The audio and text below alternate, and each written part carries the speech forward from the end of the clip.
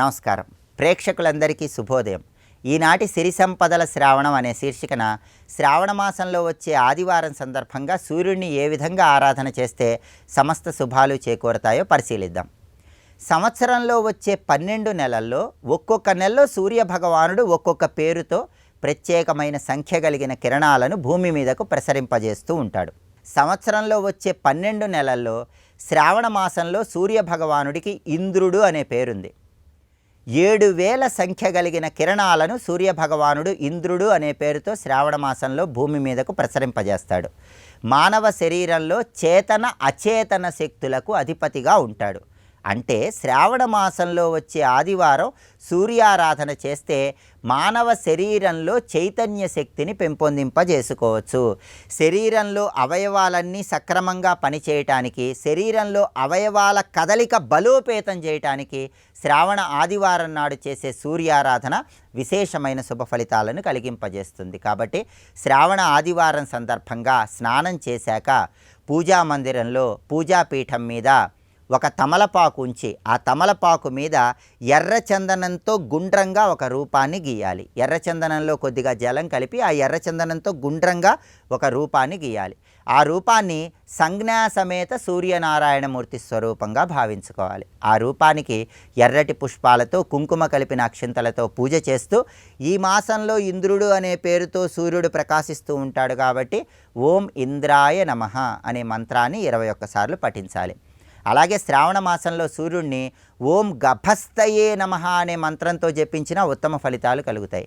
గభస్తయే నమః అంటే వెలుగు కిరణాలను ప్రసరింపజేసేవాడు అని అర్థం. కాబట్టి ఓం ఇంద్రాయ నమః అనే మంత్రం 21 సార్లు, ఓం గభస్తయే నమః అనే మంత్రం 21 సార్లు పఠిస్తూ సూర్యుడిని పూజించాలి. సూర్యుడి అనుగ్రహం కోసం గోధుమ రవ్వతో తయారు చేయబడిన పదార్థాలు, పేలాల పిండి నైవేద్యంగా సమర్పించాలి. ఇలా చేస్తే సూర్యభగవానుడి సంపూర్ణమైన అనుగ్రహానికి సులభంగా పాత్రలు కావచ్చు. అలాగే సంవత్సరంలో వచ్చే 12 నెలల్లో ఒక్కొక్క నెలలో సూర్యభగవానుడి రథాన్ని కాలపురుషుడు ఒక్కొక్క సర్పం పేరుతో లాగుతూ ఉంటాడు. శ్రావణ మాసంలో ఏలాపుత్ర అనే సర్పం పేరుతో సూర్యుడి రథాన్ని కాలపురుషుడు లాగుతూ ఉంటాడు. కాబట్టి సూర్యారాధన చేసే సమయంలో ఓం ఇంద్రాయ నమః, ఓం గభస్తయే నమః అనే మంత్రాలతో పాటుగా ఓం ఏలాపుత్ర నాగాయ నమః అనే మంత్రాన్ని కూడా 21 సార్లు పఠిస్తే సూర్యభగవానుడి సంపూర్ణమైన అనుగ్రహానికి సులభంగా పాత్రలు కావచ్చు. శ్రావణ మాసంలో వచ్చే ఆదివారం సందర్భంగా ఈ విధి విధానాలు పాటించండి. సూర్యుడి సంపూర్ణమైన అనుగ్రహానికి సులభంగా పాత్రలు కండి. రేపటి సిరి సంపదల శ్రావణం అనే శీర్షికన అశూన్య శయన వ్రతం సందర్భంగా ఎలాంటి విధి విధానాలు పాటించాలో, శ్రావణ సోమవారం సందర్భంగా శివపూజ ఏ విధంగా చేస్తే సమస్త శుభాలు చేకూరతాయో పరిశీలిద్దాం. నమస్కారం.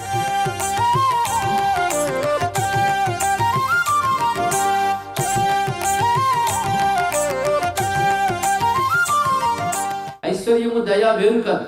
ఆ దయ చూపించేనంటే ఐశ్వర్యం కురిస్తుంది. నీకే ఐశ్వర్యం కావాలి, నీకేది కావాలో అది ఇస్తాడు. నాకు ఈ ఐశ్వర్యం కావాలి, ఐశ్వర్యం కావాలని అడగక్కర్లేదు. నీకేది ఇవ్వాలో ఆయన ఇస్తాడని ఒక ఎరుక నీకు కలిగి ఉంటూ లక్ష్మీ సహిత నారాయణ్ణి, నారాయణ సహిత లక్ష్మీదేవిని ఆరాధన చేయాలి. అందుకే లక్ష్మీ స్మరణ చేస్తే నారాయణ స్మరణ చేయాలి. అమ్మవారి చూపు అక్కడి నుంచి ప్రసరిస్తోంది. ఎటువంటి చూపు అయ్యా అంటే ఒక్క చూపు గురించి చెప్పడానికే ఒక స్తోత్రం తయారైంది. ఆ స్తోత్రం పేరు కనకధార స్తోత్రం. ఆదిశంకర భగవత్పాల్ వారు అమ్మవారి యొక్క చూపుల మహిమనందులు వర్ణించారు. ప్రధానంగా కనకధార అంటే బంగారం కురుస్తోంది అనుకోవద్దు. అమ్మవారి చూపు అనే ధారే కనకధార, ఆవిడ కటాక్షమే కనకధార. కనకం అంటే ప్రకాశమయం అని అర్థం. బంగారానికి కనకం అని పేరుంది. ఎందుకంటే ప్రకాశ ధాతువు, అది ప్రకాశమానంగా ఉంటుంది కనుక బంగారానికి మనం కనకం అని పేరు పెట్టాం. కానీ అమ్మ చూపులే నిజమైన ప్రకాశమానమైనటువంటి దృష్టి. ప్రకాశం అంటే వెలుగు, వెలుగంటే జ్ఞానం. అమ్మవారి చూపే జ్ఞానం. అందుకే అమ్మవారి దృష్టి ప్రసారం చేత యోగ్యుడైన వాడు జ్ఞానాన్ని కోరుతాడు. సామాన్యులు ఏవో ఐశ్వర్యాలు కోరుతారు. అన్నిటికంటే గొప్ప ఐశ్వర్యం జ్ఞానం అంటే. జ్ఞానం ముక్తినిస్తున్నది. ఇప్పుడు అమ్మవారి కటాక్షం ఎవరి మీద పడింది? దేవతల మీద పడింది. అదే లక్ష్మీ కటాక్షం అంటూ ఉంటాం కదా. అక్కడుండి చూస్తుంది. కాళాంబుదాళి లలితో రస కైట భారే ధారాధరే స్ఫుర్తయా తటిదంగనేవా. అక్కడ కూర్చున్న తెల్ల ఎలా ఉన్నదంటే కాళాంబుదాళి లలితో రసి. స్వామి నీలమేఘశ్యాముడు కదా. అందులో ఆ ఉదయ స్థానం కూడా మేఘం లాగే ఉన్నది. మరి శరీరం అంతా మేఘవర్ణమే. ఆ మేఘశ్యాముడైన స్వామి యొక్క వక్షస్థలంలో అమ్మ ఎలా ఉన్నది అంటే మెరుపు తీగలా ఉంది అన్నారు. అంటే మెరుపు తీగ ఎక్కువ నిలబడదు. కానీ స్వామి యొక్క హృదయం అనే మేఘంలో మెరుపు తీగల అమ్మవారు స్థిరంగా ఉన్నారు. అందుకే ఆ తల్లి స్వరూపం ఎలా ఉన్నదంటే తటిదంగనేవా అన్నారు ఇక్కడ. తటిదంగన అంటే మెరుపు తీగ. కాళాంబుదాలి లలితోరసి కైటభారే ధారాధరే స్ఫురతియా తటిదంగనేవా. మేఘంలో మెరుపు అనే కాంత కూర్చుంటే ఎలా ఉంటుందో స్వామి వక్షస్థలంలో అమ్మవారు అలా ప్రకాశిస్తున్నారు. మాతు సమస్త జగతాం మహనీయ మూర్తి భద్రాణి మే దిశతు భార్గవ నందనాయ. అలా స్వామి వక్షస్థలంలో కూర్చున్నటువంటి సమస్త లోకాలకి తల్లి అయిన పూజ్యురాలైన అమ్మవారి మూర్తి మాకు భద్రములు కలిగించుగాక అంటున్నారు ఆదిశంకరుడు. ఈ ఘట్టం విన్నప్పుడు స్వామికి అమ్మవారికి కళ్యాణ ఘట్టం అయింది. ఈ కళ్యాణంలో అమ్మవారు స్వామి వక్షస్థలంలో ఉంటూ ప్రకాశిస్తున్నారు కనుక మన అమ్మవారిని ధ్యానించినప్పుడు స్వామి వక్షస్థలాన్ని ధ్యానిస్తున్నాం, స్వామి హృదయాన్ని ధ్యానిస్తున్నాం. ఆ హృదయంలో ఉన్న తల్లి ఈ స్వరూపమే ఈశానాం జగతోస్య వెంకటపతే విష్ణు పరాం ప్రేయసి తద్వక్షస్థల నిత్యవాసరసిక తత్క్షాంతి సంవర్ధిని అన్నారు ఇక్కడ. అమ్మవారిని అలర్మేలు మంగ అని చెప్పబడుతున్నటువంటి ఆ జగన్మాతని వెంకటేశ్వర వక్షస్థలంలో ఉన్నది. తద్వక్షస్థల నిత్యవాస రసిక. ఆవిడెవరు? ఈశానాం జగతోస్య వెంకటపతే విష్ణు పరాం ప్రేయసి. సర్వ జగత్తుకు ఎవడు ఈశ్వరుడో ఆ విష్ణువు యొక్క సర్వోత్కృష్టమైన ప్రియమైన శక్తి ఆ జగన్మాత. పైగా ఆయన వక్షస్థలంలో ఉండాలని ఎప్పుడు అనుకుంటుందిట. తద్వక్షస్థల నిత్య వాస రసిక. నిత్యం వక్షస్థలంలో వసించడంలోనే రసికత్వాన్ని అనుభవిస్తున్నటువంటి అమ్మవారు ఆవిడ ఉండడం వల్ల స్వరూపంతో నారాయణ స్వరూపంతో శోభాయమానంగా ఉంది. అమ్మవారి వల్ల అయ్యవారు శోభ పొందారా అని కాదు, అయ్యవారి శోభే అమ్మవారు. నారాయణ యొక్క శోభ, నారాయణ యొక్క విభూతులు, ఆయన కళలు, ఆయన ఐశ్వర్యం, ఆయన శక్తి, ఈ సర్వాన్ని ఒక మూర్తిగా మీరు భావిస్తే అదే మహాలక్ష్మి. ఆయన వక్షస్థలంలో భాషిస్తున్నటువంటిది ఆ తల్లి. వాత్సల్యాది గుణోజ్వల, జగత్తును అనుగ్రహించే కారుణ్యము, వాత్సల్యము మొదలైన సద్గుణాల రాశి అమ్మవారు. అందుకే అమ్మవారికి శుద్ధ సత్వస్వరూపిణి అని పేరు. అంటే రజోగుణ తమోగుణ వికారములు ఇసుమంత కూడా లేకుండా శుద్ధమైన సత్వగుణమే అమ్మవారు ఉంటుంది. ఈ శుద్ధ సత్వగుణంలోనే ఉత్తమ గుణాలన్నీ భాషిస్తాయి కనుక అమ్మవారు అంటే ఏమిటో చెప్తుంది మాట చెప్తారు. The embodiment of positive qualities. ఇది మహాలక్ష్మి అనే మాట అర్థం. పాజిటివ్ క్వాలిటీస్, ఉత్తమ గుణాలన్నీ ఒక మూర్తి భవిస్తే ఆ స్వరూపం మహాలక్ష్మి. దీన్ని బట్టి లక్ష్మీ ఉపాసన అంటే అర్థం ఏంటంటే నారాయణుడు ఏ అనంత కళ్యాణ గుణాలతో ఉంటాడో అనంత కళ్యాణ గుణాలన్నీ లక్ష్మీమూర్తిగా మీరు ఉపాసన చేస్తున్నారు. మనం దేన్ని ఉపాసన చేస్తామో క్రమక్రమంగా ఆ లక్షణాలు మనలో సంక్రమిస్తాయండి. ఇది తెలుసుకోవాల్సింది ఉపాసనకున్న విశేషం. అందుకు దేవతామూర్తిని మంత్రముగా ధ్యానముగా మనం ఉపాసన చేస్తే తద్దేవతా లక్షణాలు ఎంతో కొంత మనకు వస్తాయి. ఒక వస్తువుని కాసేపు చేతితో పట్టుకుంటేనే వస్తువు యొక్క వాసన పట్టుకుందా లేదా? ఒక కర్పూరం చేతితో పట్టుకున్నారు, పట్టుకోవడం వల్ల కర్పూరపు వాసన చేతి కంటింది. అలా హృదయంలో అనంత కళ్యాణ గుణాల తల్లిని ధ్యానించడం చేత కొన్ని సద్గుణాలైనా మనసుకు వస్తాయి. అందుకు సద్గుణాలు కలగాలంటే దేవతారాధన అందుకు చేయాలి. దేవతలు దివ్యగుణ సంపన్నులు. అందులో దేవతలకే దేవి అయిన దేవదేవి మహాదేవి మహాలక్ష్మీదేవిని స్తుతించినప్పుడు ఆ తల్లి యొక్క కళలు గుణాలు మనకు సంక్రమిస్తాయి. అయితే లక్ష్మీదేవి అంటే నారాయణుడికి అంత ప్రీతో ఈ గుణాలు కలిగిన వారి పట్ల అంత వాత్సల్యం ఆయనకు కలుగుతుంది. కనుకనే లక్ష్మీ ఉపాసన సద్గుణాలు పెంపొందించుకోవడానికి, సత్ సంస్కారాలు కలగడానికి చాలా అవసరం. కానీ మన ఐశ్వర్యాలు కలగడం కోసం లక్ష్మీ ఉపాసన అంటాం, కానీ అసలు లోపల ఐశ్వర్యాలు ముందు కలగాలి. లోపల ఐశ్వర్యాలు అంటే సద్గుణాలు, సత్ సంస్కారాలు, సదాచారాలు. 3 సత్తులు: సద్గుణములు, సత్ సంస్కారములు, సదాచారములు. అంటే సద్గుణాలు, సత్ సంస్కారములు ఉండాలి. ఈ రెండింటినీ క్రియలో పెడితే సదాచారం అవుతుంది ఇక్కడ. కనుక ఆ 3 ఉంటే అదే మహాలక్ష్మి అనుగ్రహం. అందుకే అమ్మ దయ వల్ల మనలో ఇటువంటి సద్గుణాలు, సత్సంస్కారాలు కలగాలని ప్రార్థన చేయాలని. ఐశ్వర్యాలు తర్వాత అవే వస్తాయి. ఎందుకంటే విష్ణువు అనుగ్రహించాడా ఐశ్వర్యం వస్తుంది అనుకున్నాం. విష్ణువు అనుగ్రహించాలంటే ఈ గుణాలు ఉండాలి. ఈ గుణాలు ఉంటే అమ్మ దయ కావాలి. కనుక ఈ గుణాల కోసం ఆ గుణాల రాశి అయిన అమ్మవారిని మనం ప్రార్థన చేస్తున్నాం. ఆ హృదయంలో ఉండి చూసి అనుగ్రహించింది. ఇది నారాయణ లక్ష్మి కళ్యాణం అయింది. అప్పుడు దేవతలు సంతోషించారు. వాళ్ళకు తెలియని పుష్టి తుష్టి వచ్చారు. పుష్టి తుష్టి అని 2 అమ్మవారి శక్తులు, అమ్మవారి దగ్గర ఉన్న శక్తులు ఉంటాయి. వీటి గురించి కూడా తెలుసుకోవాలి. అన్నీ సమృద్ధిగా ఉంటే పుష్టి, ఎప్పుడు సంతోషంగా ఉంటే తుష్టి. తృప్తి కావాలి. ఆ తృప్తి పేరు తుష్టి అన్నారు ఇక్కడ. కానీ పుష్టి ఉంటే సరిపోదు, తుష్టి కూడా ఉండాలి ఇక్కడ. ఎందుకంటే చుట్టూ సంపదలున్న అవి చూసి ఆనందించే వాళ్ళు తక్కువే. ఇంకా ఏదో కంప్లైంట్. అలా లేకుండా పుష్టితో పాటు ఉండవలసింది ఏంటి? తుష్టి. ఇది అమ్మవారి నుంచి వచ్చే అనుగ్రహాలు, పుష్టి తుష్టి కూడా. కనుక అమ్మవారి యొక్క ఆ చూపు పుష్టిం కుశిష్టమవ పుష్కర విష్టరాయ, మొత్తం లక్ష్మి అనుగ్రహాన్ని అంతటినీ మన కోసం ఆ కమలాత్మిక విద్యని శ్లోకాల్లో అందించిన శంకరులకు కూడా ఈ సమయంలో నమస్కారం చేసుకుంటూ, అటువంటి పుష్టి తుష్టి అమ్మ చూపులతో వచ్చింది ఎవరికి? దేవతలకి. దానితో అమ్మవారి యొక్క ఆజ్ఞతో, నారాయణ యొక్క సైగతో వారందరూ మళ్ళీ క్షీరసాగర మథనం ప్రారంభం చేశారు. అందరూ అంటే మళ్ళీ దానవులు కూడా వచ్చి కలిశారు. ఇప్పుడు మేము వస్తాం అమృతం కోసం అన్నారు ఇక్కడ. ఇప్పుడు మథనం జరిగిందండి. అప్పుడు వెంటనే వచ్చినవాడు ధన్వంతరి. అంటే లక్ష్మీ కటాక్షం లభించిన తర్వాత వచ్చినవాడు కూడా ధన్వంతరి. ధన్వంతరి ఏం పట్టుకొచ్చాడు? అమృతం పట్టుకొచ్చాడు. 2 చేతులతో అమృతాన్ని పట్టుకొచ్చాడు. ఈ ఘట్టంలో ఒక్కొక్క సన్నివేశానికి ఒక్కొక్క శక్తి ఉంది. ధన్వంతరి ఆ విధంగా అమృత కలశం పట్టుకుని ఆ క్షీరసాగర మథనం నుంచి వచ్చినప్పుడు ధన్వంతరి నారాయణ అంశ, ఆయన నీలకాంతితో ప్రకాశిస్తున్నాడు. ఈ స్వరూపాన్ని ధ్యానిస్తే రోగాలు పోతాయి అని చెప్తుంది భాగవతం. ఈ విషయాన్ని నారాయణీయంలో నారాయణ భట్టాత్రేయ చెప్పాడు. ధన్వంతరి నామస్మరణ రోగనాశనం. పైగా అమృతం పట్టుకొచ్చాడు ఆయన. ఒక చేతితో అమృతం, మరొక చేతితో ఆయుర్వేద విద్య పట్టుకొచ్చాడు ధన్వంతరి. అంటే నారాయణ స్వరూపుడైన ధన్వంతరి అనుగ్రహించిన వైద్య శాస్త్రమే ఆయుర్వేదము. ఆయుర్వేదం అనే వైద్య శాస్త్రం తన విజ్ఞాన సంపదగా కలిగిన భారతదేశానికి నమస్కారం, భారతీయ సంస్కృతికి నమస్కారం. సర్వం శ్రీ మహాలక్ష్మి చరణారవిందార్పణమస్తు. స్వస్తి.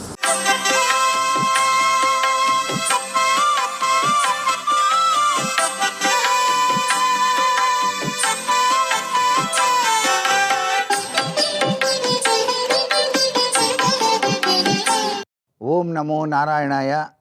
ఓం నమఃశివాయ. శ్రీమాత్రే నమః. ఈ రోజున జగన్మాత అద్వితీయమైనటువంటి ప్రభావాన్ని ప్రసరింపజేయటానికి వీలుగా ఆ చక్కని తల్లిని లలితా సహస్రనామావళితో అర్చన చేసి, లక్ష్మీ అష్టోత్తర శతనామావళి కూడా పఠించి, సూర్యభగవానికి సంబంధించిన అరుణ పారాయణము అనేటువంటిది చక్కగా నిర్వహించుకొని, లక్ష్మీ శ్రీ సూక్త పఠనంతో అభిషేకార్చనలు నిర్వహించినట్లయితే అద్వితీయమైనటువంటి ఇచ్ఛాశక్తి, క్రియాశక్తి, జ్ఞానశక్తి స్వరూపుడైనటువంటి జగదంబ యొక్క దివ్యవంతమైనటువంటి ఆశీస్సులు అందరికీ కూడాను ప్రసరింపజేస్తుంది. అందుకనే అనంతకోటి బ్రహ్మాండ నాయిక ఆ తల్లి అని చెప్పేసి శ్రావణ మాసంలో గౌరీమాతను వివిధ రూపాలుగా మనం ప్రతినిత్యం కూడాను కొలుస్తూ ఉన్నాం. అంతేకాకుండా అనేక నామాలతో కూడాను పిలుస్తూ ఉంటాం. అందుకే గిరిజా, హైమవతి, ఉమా, గిరిసుత, క్లింకారిణి, ఎద్రిజ, పరమ, పావని, ఏ పేరున పిలిచిన పలుకుమా మా బోంట్లతో శాంకరి అన్నారు. ఆ శాంకరీ దేవికి ఇన్ని పేర్లు ఉన్నాయి. ఆ తల్లి అనురాగవల్లి కాబట్టి, ఆశ్రిత మందారవల్లి కాబట్టి, ఒక్క పేరున పిలిస్తే పలికేటువంటి చక్కని తల్లి కాబట్టి, ఆ తల్లిని వివిధ నామాలతో పూజించి, శ్రావణ ఆదివారం నాడు కూడాను ముత్తైదువులను పిలిచి వారిలో అదృష్టలక్ష్మిని చూస్తూ వారికి గనక పండు తాంబూలాన్ని ఇచ్చి నమస్కారం చేస్తే చాలు, మీ ఇంట అదృష్ట లక్ష్మి కళకళలాడుతూ ఉంటుంది సుమా అనేటువంటి విషయాన్ని కూడా గుర్తుపెట్టుకోవాలి ఈ శ్రావణ మాసంలో. అంతేకాదు వేద పండితులను గౌరవించటం చాలా విశేషం ఈ శ్రావణ మాసంలో. శివకేశవులు కూడాను తమ దివ్యవంతమైన అనుగ్రహాన్ని మనకు ప్రసరింపచేస్తారు. సాక్షిభూత దైవమైనటువంటి సూర్యనారాయణుడు అలా తన దివ్యమంగళ తత్వాన్ని ప్రసరింపజేస్తాడన్నమాట. అందుచేత ఆరోగ్యతత్వం, ఐశ్వర్యతత్వం, వివిధ రంగాలలో అభివృద్ధి తత్వం ఇవన్నీ మనకు ప్రసాదింపబడాలంటే వేదాధ్యయన పండితులను సత్కరించాలి, వేదాన్ని పరిరక్షించాలి, వేదమాత గోమాతగా భావన చేసి గోసేవను కూడాను చేసి తీరాలి ప్రతి ఒక్కరూ కూడా. సర్వే జనా సుఖినో భవంతు.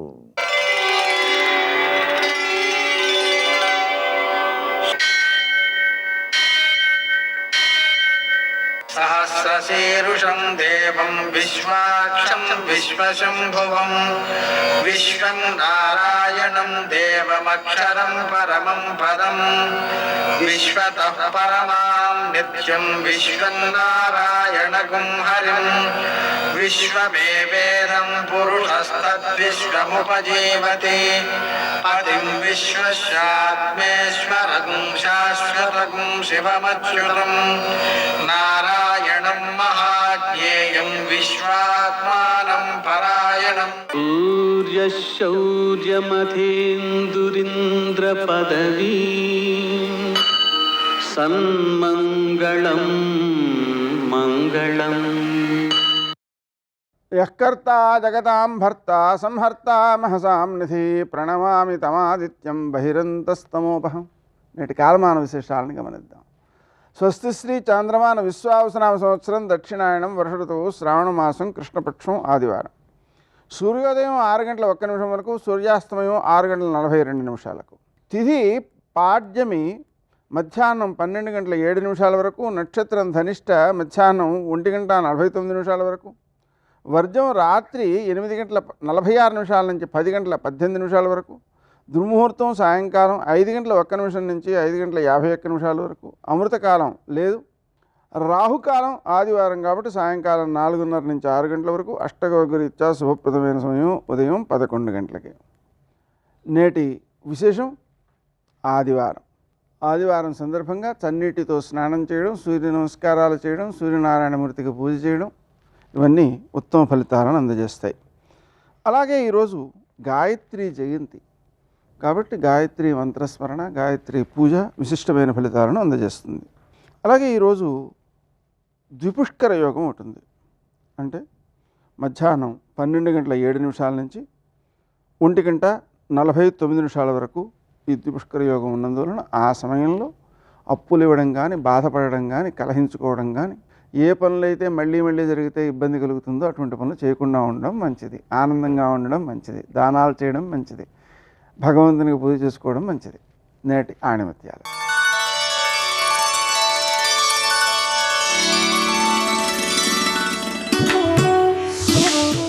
విజేత ఎప్పుడూ విజయాలతో నిర్మింపబడడు. తన విశ్వాసాన్ని నిరంతరం నిలబెట్టుకోవడం ద్వారా తయారవుతాడు.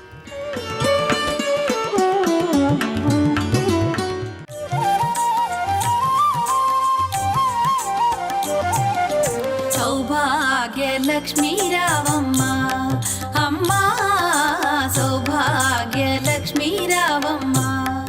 విగ్రహం చెక్కడం నుంచి విడుదలైపోయాడు. మోక్షం అంటే విడుదల. ఇక దాన్ని ముట్టుకోడు. ఇక అది అనుగ్రహించేస్తుంది అంతే లోకాన్ని. విడుదలైపోయాడు అంటే ఇక దాన్ని గురించి మనసు ఆలోచిస్తే ఆనందము ఉద్భుతమవుతుంది తప్ప ఎన్నాళ్ళు కష్టపడ్డాను రా. ఇప్పుడు విడుదలైపోయాడు. విడుదలైపోయి ఆనందం పొందుతున్నాడు. ఈ ఆనందం పొందాలంటే విడుదల కావాలి. అంటే ఇక దాని జోలికి వెళ్ళక్కర్లేదు. ఆ స్థితి నాకు కావాలి. నేను ఏ సంకల్పంతో మొదలుపెట్టినా ఆ స్థితికి ఎదగగలగాలి. అమ్మా నువ్వమ్మా చేయించావు, ఇలా నాతో ఎన్నో చేయించమ్మా అని నమస్కారం పెట్టి ఆనంద భాష్పాలతో వెళ్ళిపోవాలి. అది మోక్షలక్ష్మి. అందుకే సిద్ధలక్ష్మి, మోక్షలక్ష్మి, జయలక్ష్మి. జయలక్ష్మి అంటే ఈ సిద్ధలక్ష్మి, మోక్షలక్ష్మి నీకు కావాలి అంటే జయలక్ష్మి ఒకటి కావాలి. ఏమిటి జయం? జయం ఎప్పుడు వస్తుంది? ఎదురొడ్డి నిలబడితే. ఎదురొడ్డి నిలబడిన వాడికి జయం అన్న మాట ఎక్కడుంది? ఎదురొడ్డి నిలబడినప్పుడు క్లేశం కలుగుతుంది, ఓ కష్టం వస్తుంది. ఆ కష్టాన్ని తట్టుకోవడానికి వ్యూహాన్ని నిర్మాణం చెయ్యాలి.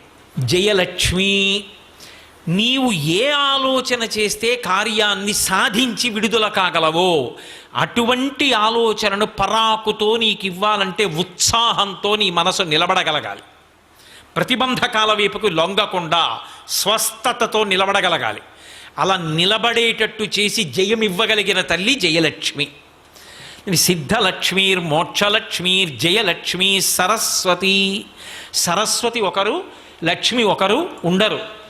మీరు శాస్త్రాన్ని పరిశీలిస్తే అందరూ ఒకటే. అందుకే సరస్వతి వేదం చెప్పిన లక్ష్మీ స్వరూపాల్లో ఒక స్వరూపం. ఎందుకని అంటే ఇప్పుడు నేను ఇక్కడికి వచ్చి కూర్చున్నాను, అసలు నేను మాట్లాడాలి అంటే నాకు జ్ఞాపకం రావాలా? జ్ఞాపకం వచ్చింది మాట్లాడడానికి నాకు వాక్య నిర్మాణ ప్రజ్ఞ ఉండాలా? ప్రతిబంధకాన్ని తట్టుకునే శక్తి ఉండాలా? ఇవన్నీ లక్ష్మీదేవి అనుగ్రహం కాకపోతే ఈ కార్యం పూర్తి చేశారన్న సంతోషంతో నేను ఎలా వెళ్ళను? సిద్ధలక్ష్మీర్ మోక్షలక్ష్మీర్ జయలక్ష్మి కలగాలంటే ఇప్పుడు నాకు సరస్వతి రూపంలో ఆవిడే అనుగ్రహిస్తోంది పక్కన కూర్చుని. ఇంతకన్నా ఉదాహరణ మీకు ఇంకేం కావాలి? సరస్వతి. అందుకే సరస్వతి వేరు లక్ష్మి వేరు కాదు. సరస్వతియే లక్ష్మి, నేను కాదు. వేదం చెప్తోంది. వేదం ప్రమాణం, శృతి ప్రమాణం. కాబట్టి సిద్ధలక్ష్మీర్ మోక్షలక్ష్మీర్ జయలక్ష్మి సరస్వతి శ్రీలక్ష్మి.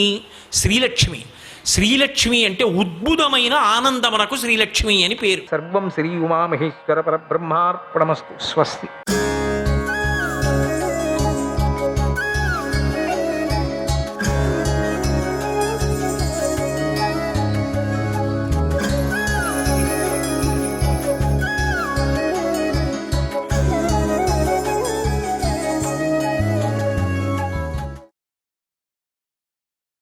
నేను ఇప్పుడు ఆ జెండాను నా బాణాలతో విరగొడతాను. దాంతో ఉగ్రుడైన శంబరాసుడు యుద్ధానికి వస్తే బహిరంగంగానే నా పేరు చెప్పే మరి యుద్ధం చేస్తాను. ఆ యుద్ధంలో ఆ మోసగాణ్ణి సంహరించి నా తండ్రి దగ్గరకు నేను వెళ్ళిపోతానన్నాడు ప్రద్యుమ్నుడు. ఈ అరుపులకు మాయావతి భయపడిపోయింది. అయినా మౌనంగానే ఉండిపోయింది. ప్రద్యుమ్నుడు అన్నంత పని చేశాడు. ఆ సింహధ్వజాన్ని విరగ్గొట్టాడు. అనుకున్నట్టుగానే శంబరాసుడు ఉగ్రుడయ్యాడు. ప్రద్యుమ్నుడి మీదికి తన పుత్రులను పంపాడు. వచ్చిన పుత్రులు 100 మందికి పైగా ఉన్నారు. ఇటుపక్క ప్రద్యుమ్నుడు ఒక్కడే ఉన్నాడు. ఇతడు రథం మీద ధనుస్సు ధరించున్నాడు. కొద్ది నిమిషాల్లోనే ఘోరాతి ఘోరమైన యుద్ధం మొదలైపోయింది. ఆ యుద్ధం ఎంత పెరిగిపోయిందంటే ఈ వార్త దేవలోకానికి చేరిపోయింది. దేవేంద్రుడు, నారద మహర్షి లాంటి మహనీయులంతా ఆ ప్రాంతానికి వచ్చి ఆకాశంలో నిలబడి యుద్ధాన్ని పరిశీలిస్తున్నారు. ఆ దశలో యుద్ధాన్ని పరిశీలిస్తున్నటువంటి గంధర్వుడు ఒకడు దేవేంద్రుడి దగ్గరకు వచ్చి, మహాప్రభు, ఇటుపక్క 100 మంది రాక్షసులున్నారు, అటుపక్క ఒంటరి మానవుడు ఉన్నాడు. ఇది విషమ యుద్ధంగా ఉంది. ఈ మానవుడు ఎలా గెలవగలడు అని అడిగాడు. దేవేంద్రుడు నవ్వి ఇలా చెప్పాడు, గంధర్వ, భయపడకు. ఈ మానవుడు మామూలు వాడు కాదు. ఇతడు పూర్వజన్మలో మన్మథుడు. ఈ జన్మలో ఇతడికి శంకర భగవానుడు దహింపజేసినప్పుడు అప్పుడు అతడి ధర్మపత్ని అయినటువంటి రతీదేవి శంకర భగవాన్ని శరణు వేడింది. కరుణామయుడైనటువంటి శంకరుడు అప్పుడు ఆమెకు కొన్ని వరాలు ఇచ్చాడు. ఆ వరాలలో భాగంగానే రతీదేవి మాయావతిగా జన్మించి శంబరాసురుడికి మాయామయమైనటువంటి భార్యగా ఆ ఇంటికి చేరింది. మాయామయమైంది. ఎప్పుడంటే అప్పుడు మాయమైపోతుంది. ఆనాటి మన్మథుడు ఈనాటి ప్రద్యుమ్నుడై శ్రీకృష్ణపుత్రుడిగా జన్మించి మాయావతి ఇంటికే చేరాడు. అందువల్ల ఈ ప్రద్యుమ్నుడు శంబరాసురుణ్ణి సంహరించటం ఖాయం. మాయావతిని వివాహం చేసుకోవటం ఖాయమే. ఇది కూడా శివుడి వరాలలో భాగమే. అందుచేత గంధర్వ, నువ్వు నిర్భయంగా యుద్ధం చూస్తూ ఉండు అన్నాడు. అక్కడ శంబరపుత్ర ప్రద్యుమ్నుల మధ్య యుద్ధం పెరిగిపోయింది. ప్రద్యుమ్నుడి యొక్క ధనుర్వేద్య పాటవం ఎంత విచిత్రమైందో కానీ చూస్తూ ఉండగానే అతడు శంబరపుత్రులు 100 మంది తలలను తన బాణాలతో నరికివేశాడు. ఈ వార్త తెలిసి శంబరాసురుడికి తల తిరిగిపోయినంత పనైంది. ఇక ఆలస్యం చేయకుండా శంబరాసురుడే స్వయంగా యుద్ధరంగంలోకి దూకాడు. అతడి వెంట 4 ప్రధాన మంత్రులు కూడా తమ సైన్యాలతో యుద్ధానికి వచ్చాడు. శంబరాసురుడే స్వయంగా యుద్ధరంగంలోకి దూకాడు. అతడి వెంట 4 ప్రధాన మంత్రులు కూడా తమ సైన్యాలతో యుద్ధానికి వచ్చారు. శంబరాసురుడు అలా యుద్ధరంగంలోకి వచ్చేసరికి చాలా రకాలైన చెడు శకునాలు కనిపించాయి. ఉదాహరణకు ఆకాశంలోని మబ్బులు ఎర్రబడ్డాయి, నక్కలు వెర్రిగా అరిచాయి, శంబరుడి రథపు జెండా మీద గ్రద్ద వాలింది. సూర్యుడి చుట్టూ ఒక వర్తులాకార రేఖ సున్నలాగా చుట్టుకుంది. శంబరుడి ఎడమ కన్ను బాగా అదిరింది. ఒక నల్ల కాకి శంబరుడి కిరీటం మీద కూర్చుంది. ఈలోగా ఆకాశంలో నుంచి గులకరాళ్ళు, నిప్పురవ్వలు, నెత్తురు చుక్కలు వర్షించాయి. ఆకాశంలో నుంచి తోకచుక్కలు వేల సంఖ్యలో రాలాయి. శంబరుడు రథంలో ఎక్కేసరికి ఆ రథానికి కట్టిన గుర్రాలు జారిపడ్డాయి. సారథి చేతిలో నుంచి కొరడా జారి క్రింద పడిపోయింది. ఇలాంటివి ఇంకా చాలా ఘోర శకునాలు కనిపించాయి. అయితే శంబరాసుడు వీటిని ఏమాత్రమూ పట్టించుకోలేదు. అతడు రణరంగంలోకి ప్రవేశించగా రాక్షసుల పక్షాన బేరులు, దుందుబులు, శంఖాలు, సింహగర్జనలు అన్నీ ఉవ్వెత్తున పెరిగిపోయాయి. ఒంటరిగా రథం మీద ఉన్నటువంటి ప్రద్యుమ్నుని వేల సంఖ్యలో వచ్చినటువంటి రాక్షస సైన్యం చుట్టుముట్టేసింది. కానీ త్వరలోనే ఆ సైన్యాలన్నీ ప్రద్యుమ్నునికి బాణవర్షాలను తట్టుకోలేక వెనక అడుగు వేయటం మొదలుపెట్టాడు. అది గమనించినటువంటి శంబరాసురుడు తన వీరావేశ ప్రసంగాలలో వారందరినీ రెచ్చగొట్టి మళ్ళీ యుద్ధంలోకి దింపాడు. ఈ మాట జరిగిన యుద్ధంలో శంబరాసుడి ప్రధాన మంత్రులు 4 నేల కొరిగిపోయారు. ఈ దశలో ప్రవర్ధనుడు అనే మంత్రి ప్రద్యుమ్నుడి మీదికి దూకుతూ ఆవేశంతో ఇలా గట్టిగా అరిచాడు. నువ్వు మా వంశం వాడివి కాదురా, నీ తండ్రి మాకు శత్రువు, అందుకే నేను నిన్ను చంపేది ఖాయం. నేను నిన్ను చంపితే ఆ దిగులుతో మీ నాన్న మరణిస్తాడు. మీ నాన్న మరణిస్తే దేవతలంతా నాశనమైపోతారని ఈ రీతిగా ప్రవర్ధనుడు చాలా వాక్కలు చాలా పలికాడు, వాగాడు. దానివల్ల ప్రద్యుమ్నుడికి మాయావతి చెప్పిన మాటలు అబద్ధం కాదని నిరూపణ అయిపోయింది. ఈలోగా ప్రవర్ధనుడు ఒక పెద్ద పరిఘతో ప్రద్యుమ్నుడిని కొట్టాడు. కానీ అది తగిలేలోగానే ప్రద్యుమ్నుడు ఒక దూకు దూకి ప్రవర్ధనుడికి రథాన్ని పైకెత్తి నేలకేసి కొట్టాడు. కానీ ప్రవర్ధనుడు ఏం చేశాడు? కొడుతూనే ప్రవర్ధనుడు క్రిందికి దూకేసి ఒక గదతో ప్రద్యుమ్నుడిని కొట్టబోయాడు. ప్రద్యుమ్నుడు ఆ గదనే లాక్కొని ప్రవర్ధనుడి తల మీద గట్టిగా కొట్టాడు. ఆ దెబ్బకు ప్రవర్ధనుడి తలకాయ పగిలిపోయింది.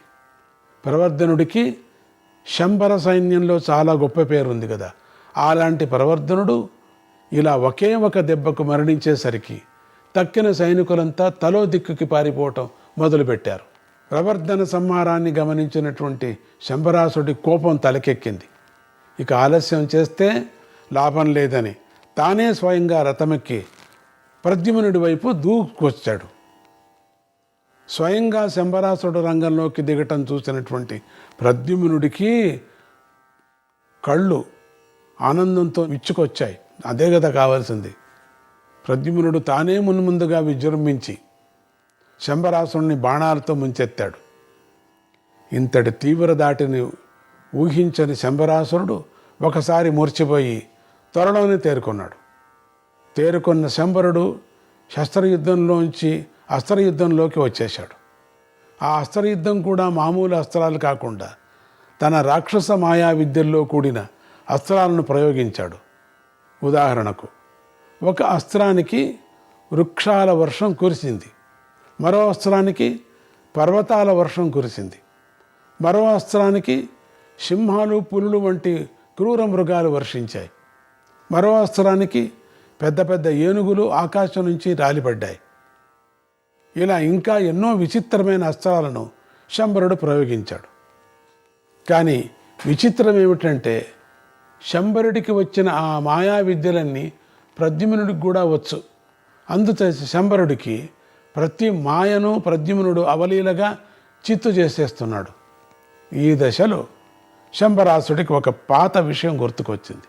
అదేమిటంటే పూర్వం ఒకప్పుడు శంబరాసుడు పార్వతీదేవి గురించి తపస్సు చేశాడు.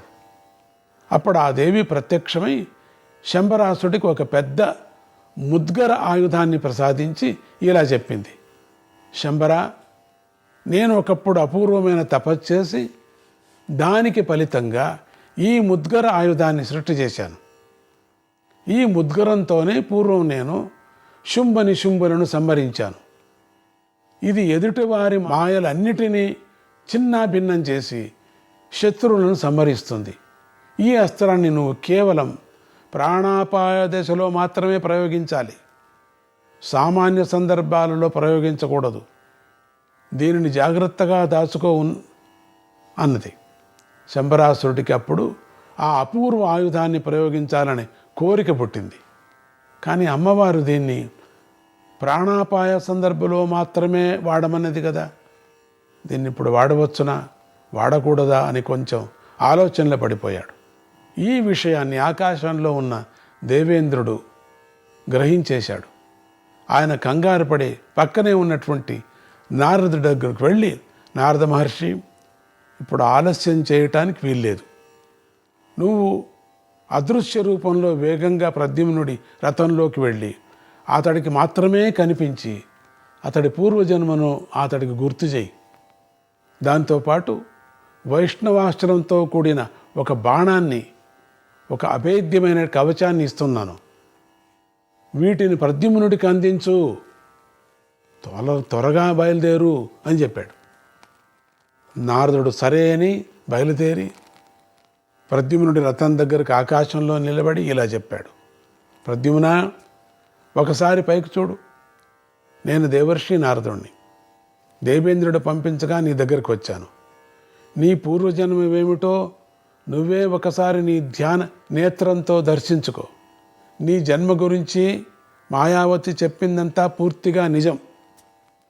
ఈ మాయావతి శంబరుడికి భారీగా ఉన్నా ఏ రోజు అతన్ని ముట్టుకోలేదు. ఎప్పటికప్పుడు మాయాకన్యను సృష్టి చేసి శంబరుడి దగ్గరికి పంపింది.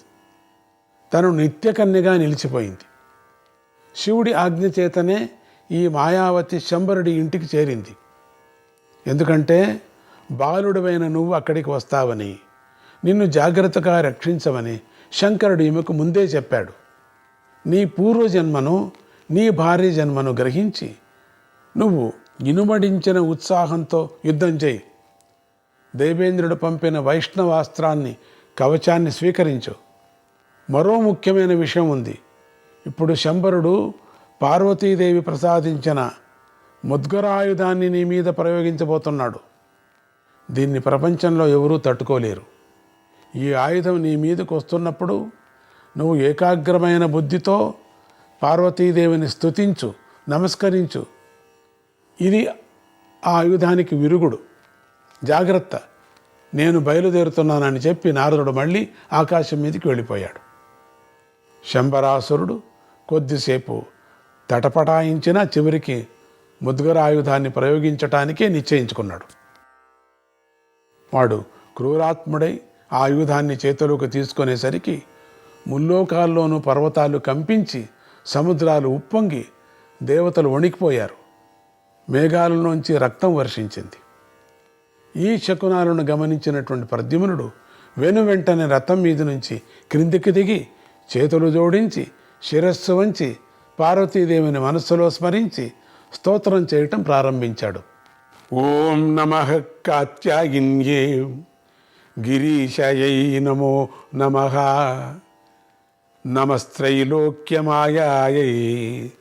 కాత్యాయిన్యై నమో నమః, నమః శత్రువినాశిన్యై నమో గౌర్యై శివప్రియే, నమస్తే శుంభమథనీం నిశుంభమథనీమపి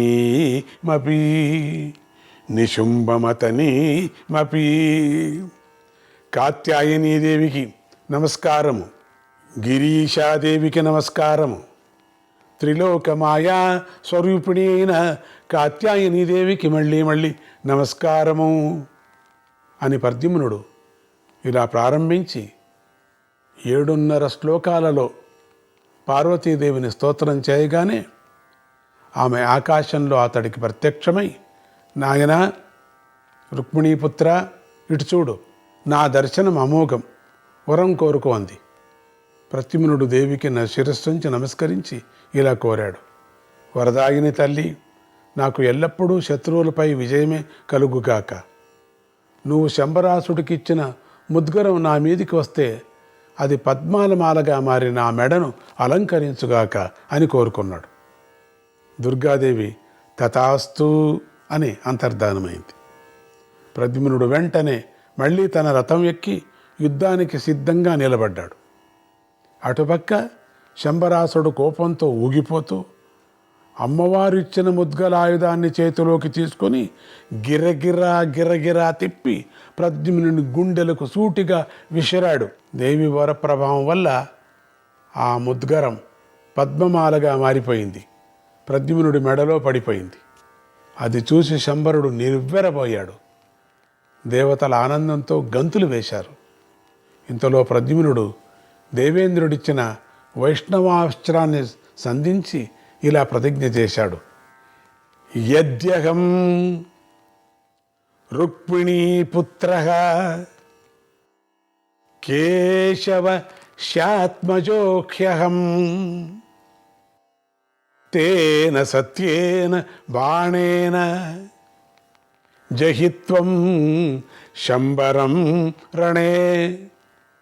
నేను నిజంగా రుక్మిణీదేవి పుత్రుణ్ణైతే, నేను శ్రీకృష్ణుని పుత్రుణ్ణైతే, నేను సత్యంగా రుక్మిణి పుత్రుణ్ణైతే, కృష్ణుడు పుత్రుణ్ణైతే, రుక్మిణీ పుత్రుణ్ణైతే ఆ సత్యం యొక్క బలంతో ఓ బాణమా ఈ శంబరాసురుణ్ణి సంహరించు.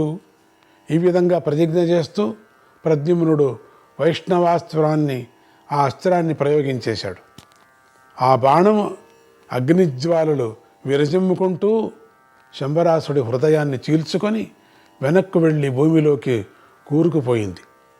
ఆ బాణ జ్వాలల ప్రభావం చేత శంబరాసుడి శరీరమంతా భస్మరాశిగా మారిపోయింది. ఆ విధంగా రాక్షసాధముడైన శంబరాసురుడు బూడిదయ్యేసరికి ఆకాశంలో దేవతలు, గంధర్వులు, అప్సరసులు నాట్యం చేశారు. దేవేంద్రుడు ప్రద్యుమ్నుడు శిరస్సు మీద పుష్పవృష్టి కురిపించాడు. ఈ శంబర సంహారం జరిగిన ఊరు పేరు వృక్షవంతము అనే నగరం. సంహరింపబడిన రోజు అష్టమి తిథి. ఆ విధంగా శంబరుడు కాలిపోయినట్టు తర్వాత ప్రద్యుమ్నుడు మాయావతి భవనంలోకి వెళ్ళి ఆమెతో కలిసి ద్వారకా నగరానికి ఆకాశ మార్గాన ప్రయాణమయ్యాడు.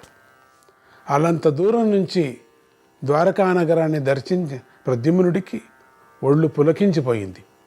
ప్రద్యుమ్నుడు మాయావతితో కలిసి ఆకాశం నుంచి సరాసరి శ్రీకృష్ణుడి అంతఃపురంలోకి దిగాడు. ఉన్నట్టుండి మన్మథుడి వంటి యువకుడు ఒకడు రతీదేవి వంటి యువతితో కలిసి ఆకాశం నుంచి ఇంట్లోకి దిగేసరికి అక్కడుండే అంతఃపుర స్త్రీలందరికీ ఒక పక్క భయము, ఒక పక్క ఆశ్చర్యము కలిగాయి. ఆ సమయానికి రుక్మిణీదేవి చుట్టూ అనేక మంది ఇతర కృష్ణ పత్నులంతా చేరుకున్నారు. వారందరికీ ప్రద్యుమ్నుడిని చూసిన కొద్దీ వాళ్ళ సొంత పుత్రుణ్ణి చూసినట్టే అనిపించింది. వాళ్ళందరికీ కూడా ప్రద్యుమ్నుడు కూడా బిడియపడుతూ జంకుతూ వారందరినీ చూసి నమస్కరించాడు. రుక్మిణీదేవికి ఆ పిల్లవాడిని చూస్తున్న కొద్దీ గుండెల్లో దేవినెట్లయింది. కళ్ళంబడి నీళ్లు పెట్టుకుంది. ఇలా అన్నది, అమ్మాయిలు, నాకు ఈ తెల్లవారుజామున ఒక కల వచ్చింది. ఆ కలలో కృష్ణుడు నాకు ఒక పండు, కొన్ని చిగురుటాకులు ఇచ్చాడు. నన్ను తన ఒడిలో కూర్చోబెట్టుకొని ఒక ముత్యాల హారం నా బెడలో వేశాడు. ఇంతలో 16 ఏళ్ల నిండు యువతి తెల్లని బట్టలు ధరించి చేతిలో పద్మం పట్టుకొని మా ఇంటిలోకి ప్రవేశించింది. ఆ యువతి నా దగ్గరకు వచ్చి నాకు తలంటు పోసి నా మెడలో ఒక పద్మాల మాల వేసింది. తెల్లవారుజామున ఈ కల వచ్చింది. ఇప్పుడు ఈ పిల్లవాడు, ఈ పిల్ల మన ఇంట్లోకి వచ్చారు. ఈ పిల్లవాడు నూనుగు మీసాలతో అంటారే, ఇప్పుడే యవనంలోకి అడుగు పెడుతున్నాడు. ఇతడు ఎవరో కానీ ఇతడి తల్లి చాలా ధన్యురాలు. నాయన యువక, నిన్ను కన్నా అదృష్టవంతురాలెవరు? నువ్వు నీ భార్యను వెంట పెట్టుకొని ఇక్కడికి ఎందుకు వచ్చావు? యముడు ఎత్తుకుపోకుండా ఉంటే నా పెద్ద కొడుకు ప్రద్యుమ్నుడు కూడా ఇప్పటికి నీ వయస్సులో నీలాగే ఉండేవాడు. నీ పోలికలు చూస్తుంటే అన్నీ శ్రీకృష్ణుడి పోలికలే అనిపిస్తున్నాయి. నువ్వు అచ్చం శ్రీకృష్ణుడిలాగా ఉన్నావు. నీ కను ముక్కు తీరు, నీ జుట్టు తీరు, నీ ఛాతి ఇవన్నీ మా మామగారైన వసుదేవుల వారి పోలికల్లో ఉన్నాయి. ఇంతకు నాయన ఎవరు నువ్వు? నీ కాంతితో ఈ పరిసర ప్రాంతాలన్నిటినీ ప్రకాశింపజేస్తున్నావు అన్నది. రుక్మిణీదేవి ఇలా మాట్లాడుతూ ఉండగానే అక్కడ శ్రీకృష్ణుడి భవనంలోకి నారద మహర్షి వచ్చి శంబరాసురవధ మొదలైన విశేషాలన్నీ చెప్పేశాడు. దానితో శ్రీకృష్ణుడు ఆదుర్దగా రుక్మిణీదేవి భవనానికి వచ్చేశాడు. ఆయన వచ్చేసరికి మన్మథుడి వంటి కొడుకు, రతీదేవి వంటి కోడలు కనిపించారు. ఆయన వారిని వెంటనే గుర్తించాడు. వెంటనే శ్రీకృష్ణుడు రుక్మిణీదేవితో ఇలా అన్నాడు, దేవి, ఇతడు ఎవరూ కాదు. ఆనాడు తప్పిపోయిన నీ కొడుకే ఇవాళ పెద్దవాడే చేతిలో ధనుస్సు పట్టుకొని నీ దగ్గరకు వచ్చాడు. ఈ బాలుడు మాయలమారి అయినటువంటి శంబాసురుణ్ణి సంహరించాడు. దేవతలకు కూడా సాధ్యం కాని శంబర మాయలను నిర్వీర్యం చేశాడు. ఇతడి పక్కన ఉన్నటువంటి పిల్ల పేరు మాయావతి. ఈమె నీ కోడలే. ఈమె కొన్ని కారణాల వల్ల కొంతకాలం పాటు శంబరాసుడి గృహంలో ఉండిపోయింది. అందరూ ఈమెను శంబరుడి భార్య అనుకున్నారు. అది నిజం కాదు. ఈమె శంబర గృహంలో ఉన్న నిత్య కన్యగానే ఉంది. ఈ పిల్ల మన కోడలు. ఈ పిల్లని ఇంట్లోకి ఆహ్వానించు. చాలా కాలం క్రిందట తప్పిపోయిన మళ్ళీ మన దగ్గరకు వచ్చినటువంటి మన కుమారుణ్ణి ఆదరించు, లాలించు అన్నాడు కృష్ణుడు. ఆ మాటలు విని రుక్మిణీదేవి పరమానందపడుతూ, నా ఊహే నిజమైంది. నేను ఇవాళ ధన్యురాలని అయ్యాను. నా కొడుకు నాకు దొరికాడు. ఒట్టిగా కాదు, కోడలతో సహా దొరికాడు. నాన్న ప్రద్యుమ్న, కోడలతో సహా ఇంట్లోకి రా అని ఆదరంగా పలికింది. ప్రద్యుమ్నుడు తల్లికి తండ్రికి పాద నమస్కారాలు చేసి ఈలోగా అక్కడికి వచ్చినటువంటి బలరాముడికి కూడా పాద నమస్కారాలు చేశాడు. ఆ విధంగా ప్రద్యుమ్నుడు భార్య సమేతంగా శ్రీకృష్ణ కుటుంబంలో కలిసిపోయాడు. అలా ఉంటూ ఉండగా ఒక రోజున ప్రద్యుమ్నుడు బలరాముడి దగ్గరికి వెళ్ళి ఆ మాటలు ఈ మాటలు చెప్పి చివరికి ఇలా అన్నాడు, పెదనాన్నగారు, మీరు నిత్యము ఏదో మంత్రజపం చేస్తూనే ఉంటారు కదా. మీ జపతపం వల్ల దేవతలందరూ మీకు స్వాధీనంగా ఉంటారని యదుకులంలోని పెద్దలంతా అంటున్నారు కదా. నాకు చిన్నప్పటి నుంచి మాయ విద్యలే బోధించారు నాకు. కానీ ఎవరూ దేవతా మంత్రాలు బోధించలేదప్పుడు. సర్వ భయాలను పోగొట్టే దివ్య స్తోత్రం ఏదైనా మీరు దయతో నాకు ఉపదేశించండి అని ప్రార్థించాడు ప్రద్యుమ్నుడు. అన్నీ మాయ విద్యలే నాకు అక్కడ నేర్పించారు. నారాయణ నారాయణ హరే కృష్ణ.